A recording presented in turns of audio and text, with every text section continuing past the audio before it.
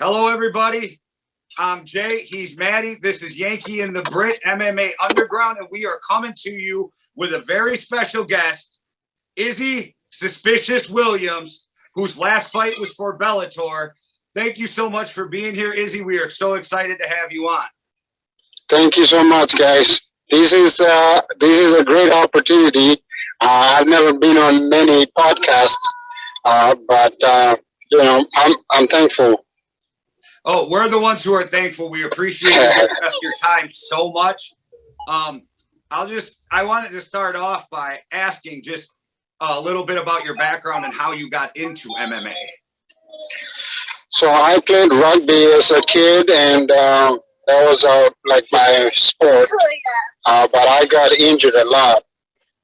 So when I was in university at the University of Akron in Akron, Ohio, like a few miles from Cleveland, I stopped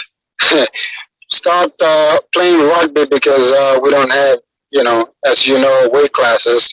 So anybody's in front of you, you tackle head on or put your body on the line or whatever to stop them.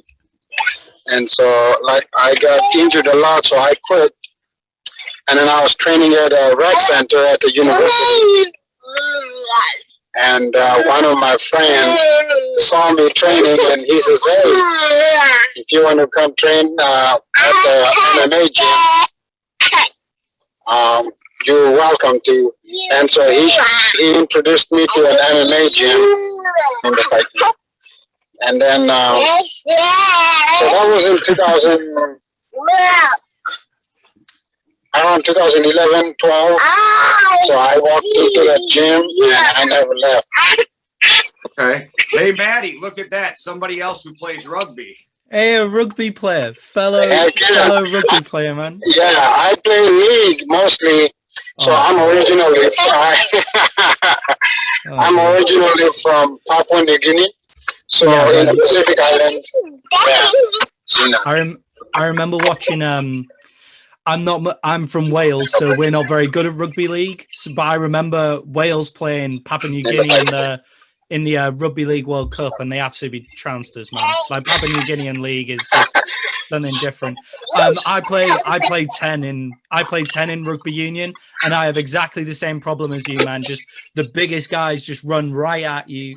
If you're, I'm a bit of a smaller guy than you. I'm not very good at taking the punches in the face either. So it's like the biggest guys just run right at you, and it's terrible. Yeah, I mean, what are you gonna do? Let them go by? Yeah, exactly. You have to just dive. You have to just dive at their ankles and hope that it sticks, man. And I've got a terrible back since I was about 15 from having to do that, so I can understand why people are saying it. Yeah, I hear you, man. Yeah, man. So that's how I started MMA. I walked into that MMA gym and I never left. Yeah, and do you find like your rugby skills translate to the MMA arena as well? Like, how do you feel like they translate? I don't know. I don't think it translates. If anything, the takedowns. The takedown will be one. Yeah, because I'm not a wrestler. So I use my shoulder and head and elbows a lot to do the takedown, or at least push them back to, against the cage. In the last fight, I didn't do something I didn't do, but that's the fight game, though. That's the fight game. So disappointing.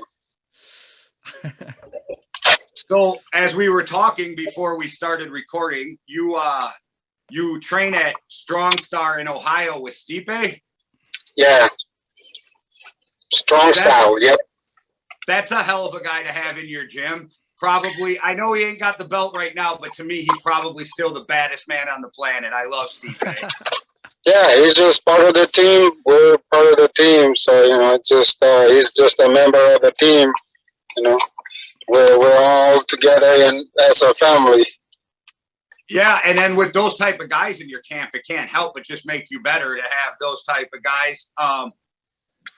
So as for how was it when you got that call to come fight at Bellator? That must have been an awesome feeling. Yeah, man, I was shaking. The the day I got the message that that my coaches called me,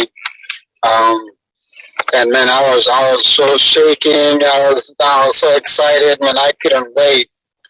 It was something unreal because it's something I looked forward to for many years.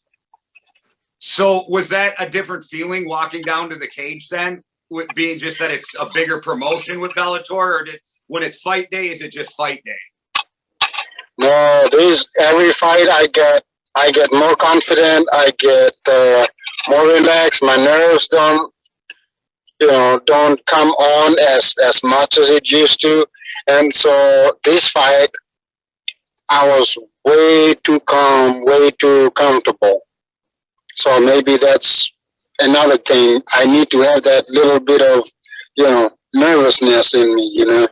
But this fight, cameras didn't bother me. Nothing bothered me. I mean, it was just another fight.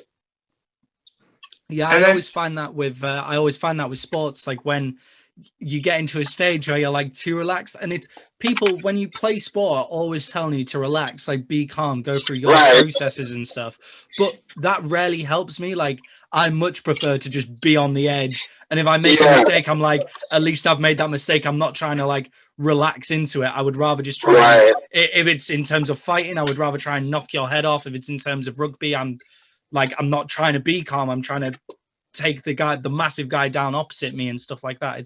I sometimes find like that being calm and relaxed actually doesn't help. So would you say you prefer to be maybe on the edge is the wrong word, but a bit closer to the edge than other people say you should? Yeah. Then I feel like, man, I gotta take this guy out now. Like I feel a sense of urgency when I'm a little bit nervous. But I didn't mean to calm myself down. It just happened. I was happy with my camp, brutal camp. Like the whole COVID, we were in camp. So, I was way, well prepared. Everything was great. Weight cut was okay. But I think that made the fight like not urgent.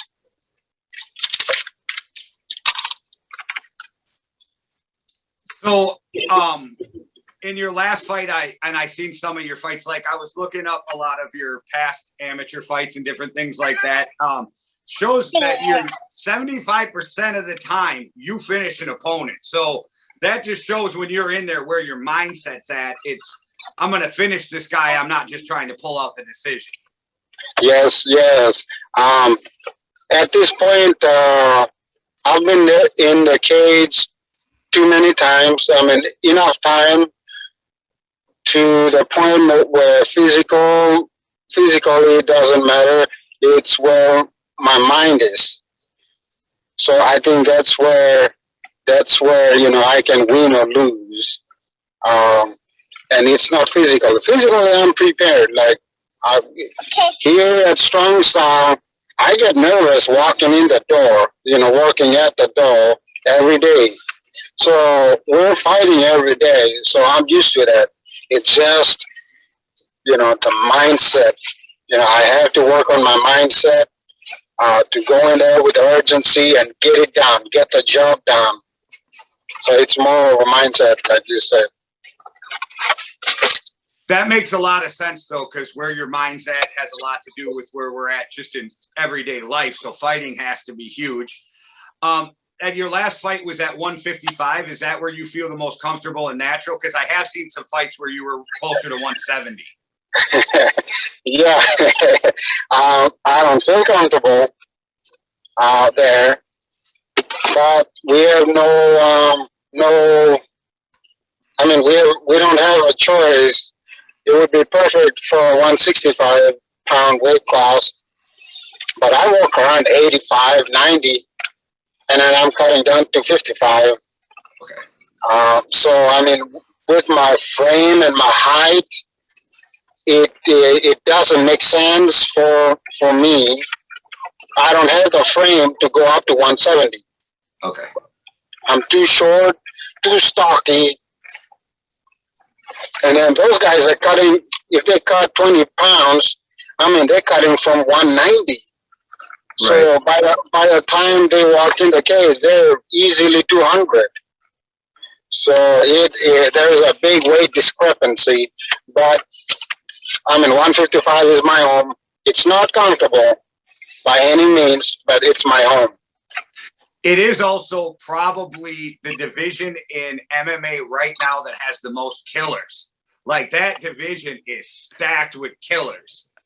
Yeah, if you look at it, the average athlete or average person that's healthy is within that weight range. You know what I mean, anywhere, so you have a pool of talent that's a lot. Yeah, man. When most people are kind of like walking around at that weight range, I'm guessing like if people aren't having to cut too much, or like they can even maybe stack, like a healthy person could maybe even stack a bit more muscle on, and it's not too much of an issue. Like that's where all the best fighters are probably going to be around, like because the pool of talent is so much bigger. Yeah. Right, sorry. Oh, go ahead. I was just going to say that you'll even see guys like Khabib, who walks around at 210, 215. They'll cut 60 pounds to get down to 55. By the time they get back in the ring, they're back up to 200 pounds. That's right. Crazy. But those guys have, they have the resources to do it. Like people like me, I still work. I still, have to go to work, and then I just train like at least 5 to 7 hours per week. It's not like I'm training full time. It's I'm only training that much. But like you said, some guys are able to cut a lot of weight because they have the resources to do it, and maybe that's their only job. So maybe they're training twice a day. Some guys even training 3 times a day. But some of us, like myself, I only train once a day. 2 hours a day. So maybe I train Mondays, Tuesdays, Thursdays, and Saturdays. So 4 days out of the week. So maybe 2 hours at a time. So it's about 7 to 8 hours per week. But I would love to train full time. And that's so when you have a fight coming up, I know you still have work and stuff. Do you try to get get the extra work in? Does it make it a lot harder than, because sometimes you're going to go in and fight a guy who does nothing but train for a living. Right. The only thing I do is ramp up the intensity, keep the same amount of days to train and same amount of hours. We just amp up the intensity and be more strict on the diet. Okay. And then something I'm interested in, just because I've been seeing a lot of it with fighters lately, there's this different belief in styles of training. Now you have guys who do a ton of sparring and almost do wars in the gym, like a fight against their team. Now you're seeing a lot of guys who just are like, I'm not sparring anymore. Where do you feel on that? Do you like sparring? No, I don't. If I'm sparring, I'm playing mostly, and I'm trying to trick more than hurt. I'm trying to trick them, have them do something feint, or did they buy the feint? If they buy the feint, all right, I go for the takedown. Like I'm playing more than beating, beating my training partners or them beating me. But they, sometimes they don't, train like that. They want to fight. So, I have to go like in the middle. Like I try to play more than fight. And then, they fight, which is okay. I mean, I'd rather have them try to come at me 100%. But I like, I do more of playing than sparring hard. Because I have, full gear. If they land one, hey, good for them, you know what I mean? But I try to play more than duke it out. I duked it out when in my amateur days. I have enough sparring hours. I have enough sparring hours under my, clocked in, so I don't feel it necessary to spar hard all the time. I just do work on my timing, learning something new, and play fighting, countering, more of a mind game than actual physical fighting. Yeah, training is definitely more for like improving the things that you're not good at necessarily. Yes. So it's like in training for rugby, you would always pass off your left hand rather than passing off your right hand because you know your right hand's good enough. So what's the point of doing something you're already good at? I thoroughly believe in that type of training as well. Like only really train the things that you're bad at and hone in on the things that you're really good at just before like a game or a fight or stuff like that. Right. Now also like great answer. if you're good at left hook, I'd say like there's a fine line where I'm good at left hook, so I'm not going to throw my left hook in sparring. Or you could throw left hook all the time and make that close to perfect. Yeah. You know what I mean? So you can go either way. Yeah, you can go either way. But I try to do more. I've been trying to do more wrestling than stand up. So, because if I feel like if I can't take them down, I feel like I can rely on my wrestling. Stand up. Yeah, and when it comes to sparring, I think too many times guys get excited and then you accidentally knock a guy out in the gym, and you only get so many of those in your lifetime before it becomes a problem. So I think there's a fine line, and I'm just a fan from the outside looking in, but I just know that watching a lot of interviews and a lot of guys talk about it, that there's such a different idea on how you should do it from guy to guy and gym to gym. So I was just wondering how you guys go about that. Now, when it comes to your training, do you try to train with guys maybe a little bit heavier, different skill sets just to get more rounded? Or do you guys at your gym stay more weight to weight? How do you do that? We try to do weight to weight as far as MMA goes. We have kickboxing, sparring. We have jiu-jitsus. Those, I try to go with the heaviest guys. All the better guys. Like I'm just a blue belt, so I go with purple belts, black belts, and up. I don't like to go with other blue belts or lower. Then I feel like I am hunting for more submissions than they're hunting for me. I'm hunting them. I like to be hunted all the time. That way, my game is up. My defensive game is up. But we, as far as MMA, we try to keep it at the same weight. So, it's not like, baseball players wouldn't be going to dribble the ball at a basketball field. If you want to play rugby, you better practice rugby, not baseball. So I'd rather, fight and spar and move around with people my own weight classes, in my weight class. So when you are fighting and you get a finish, what feels better, the knockout or a submission? I don't know. Recently I've been liking more submissions better. Because I feel like, they gave up. You know what I mean? Like I literally made you give up. Like that's a greater feeling than knocking you out, which you didn't quit. I just knocked you out and you had no control. Submission, right. You had control and you decided to quit. Like that gives me more pleasure than a knockout. And then, being that your last fight, you were coming out of Bellator, I know that we talked before and you said you don't have a fight lined up just yet, but where would you like to see your next fight? Are you looking to go back to Bellator or anywhere that you can get a fight? I'd love to go back to Bellator, but I don't know if they're going to call. I'm not sure. But any fight, man. I know I'm better than my last two opponents. They're both in Bellator and UFC. They're little grooves that I lost to because of, they won. So I lost the goose. There's no, I want, there are no excuses. But I lost to people that I think I can, I know I can win, and that tears me apart. But at this point, any fight is, I'll take any fight.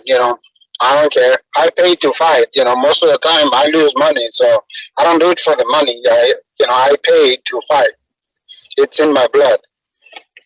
No, that's really cool. And then I bet that feeling that you could have beat both of those guys just makes you want to train that much harder. Yeah, it is. I have a weight problem and pulling the trigger, like mentally, too comfortable. Just those things, little things like that I have to fix. And, I know it sucks, but those are the things I can fix. I know I can fight, and I think I'm better than most of the guys who are in there. I just have to have the whole thing come together in a pop. Because you could be better, you could be the best, and you don't have the mental part. You're nothing. I mean, they're just gonna break you. Yeah. Even if they're horrible. So just those things I have to put together, and then we'll see where it goes. Yeah, great. And then you're clearly a family. You're clearly a family man as well. Like, do you fight for your family? Do you all of that kind of stuff? And is that something that you take into the ring with you? Like, do they support you often? I fight only for glory. Love it. Great. I pay to fight. I lose money every time I fight. So I fight for glory. Yeah, that's it. Yeah, definitely, man. Yeah. Yeah, it has to be a love in it, because until you hit a certain level in the fight game, it's all out of pocket. So it becomes another bill that you have to cover or pay. So that most guys who are working their way up, it's a true passion and love for the sport of MMA. Yeah. I mean, you have to, or you have to have good sponsors that are willing to help you out. But for me, I have really good sponsors. I have a chiropractor that's the best, one of the best around, Northeast Ohio. And I have best meal prep guys. They're called nomadic chefs. And then I have other sponsors like brewery, Magic City Brewery. We got Gorilla Sportswear. That's where we sell all our apparel. I'll send you the link, so if you can post some of that stuff. Absolutely. Anybody who's looking for that links, I'll drop them in the description below. So when you're watching the video, be able to find those links, guys. Awesome. Thank you so much. But going back to the question, most of us, like me, I fight out of my pocket. I fight because I want glory. That's and I'll do anything. I'll pay. I'll pay to fight. In the Bellator fight, Bellator only gave me one corner, so I had to finance my second corner. So plane tickets, hotels, food, whatever, travel. I had to come up with it, myself, and my sponsors that, helped me out. But, I lose money, but doesn't matter. Glory matters most to me. Yeah, that is awesome. That, like, your mindset on it, your outlook on the fight game. I'm excited to see where you go from here. So when you find out your next fight, you'll have to let me know. I'll let everybody from Yankee and The Brit know, because I'm sure that besides me, there's a lot of people who would love to follow your career moving forward. Yes, sir, man. I've come a long way, and I've had worse situations than just fighting. So fighting is, it's nothing.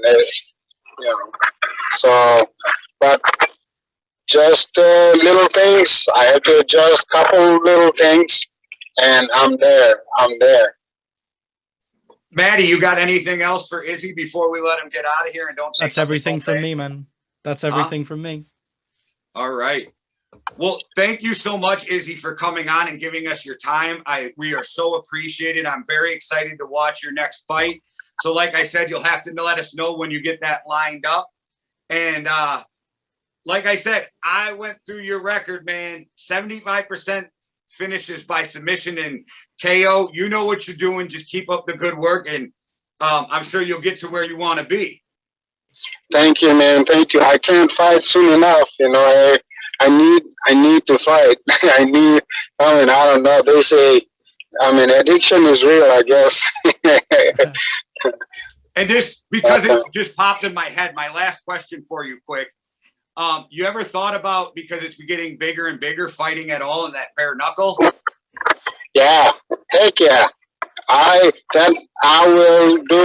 will fight when I'm done with MMA.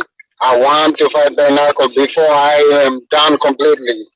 But I also heard some news about bare knuckle MMA being started by Jorge Masvidal, and our coach Marcus Marinello at Strong Style says, "Hey, who would want to be in that?" And I go, "Me."